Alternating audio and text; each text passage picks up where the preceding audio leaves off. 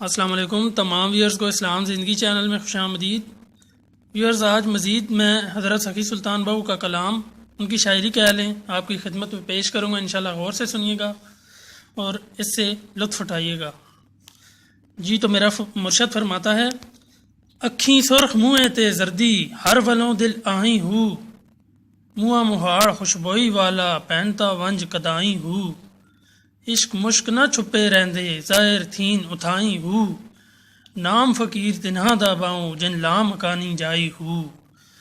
اس کا ترجمہ تشریح: آنکھیں سرخ ہو رہی ہیں اور منہ پر زردی ہے، جدھر دیکھو تسلی نہیں ہو پاتی اور دل سے آہیں نکلتی ہیں، خوشبو رخ اور سمت سے آزاد ہو کر جانے کہاں سے کہاں جا پہنچتی ہے۔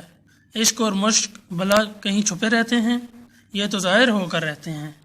باہو، فقیر وہ ہوتے ہیں جن کا بسیرا لا مکان ہوتا ہے، جن کا کوئی مکان نہیں ہوتا۔ ایک دفعہ پھر غور سے سنیے گا: اکھیں سرخ منہ تے زردی ہر ولوں دل آئی ہو، منہ مہاڑ خوشبوئی والا پہنتا ونج کدائیں ہو، عشق مشک نہ چھپے رہندے ظاہر تھین اتھائیں ہو، نام فقیر تنہا دا باہو جن لا مکانی جائیں ہو۔ جی تو ویورز، اس سے آگے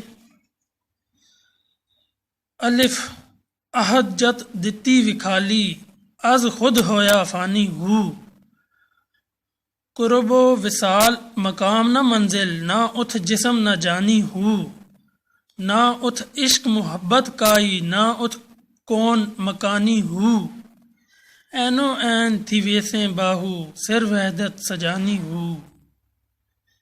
ایک دفعہ پھر سنیے گا: عہد جت دتی وکھالی از خود ہویا فانی ہو، قرب وصال مقام نہ منزل نہ اتھ جسم نہ جانی ہو، نہ اتھ عشق محبت کائی نہ اتھ کون مکانی ہو، اینو این تھی ویسیں باہو سر وحدت سجانی ہو۔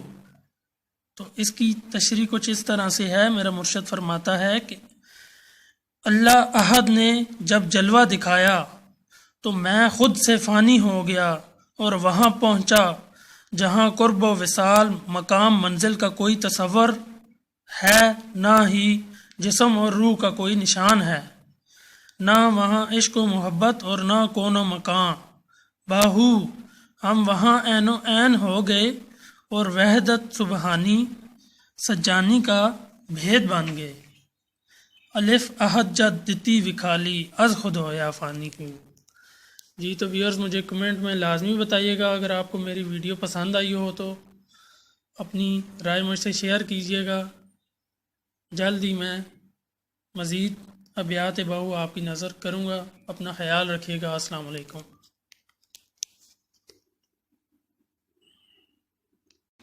السلام علیکم تمام ویورز کو اسلام زندگی چینل میں خوش آمدید۔ ویورز، آج مزید میں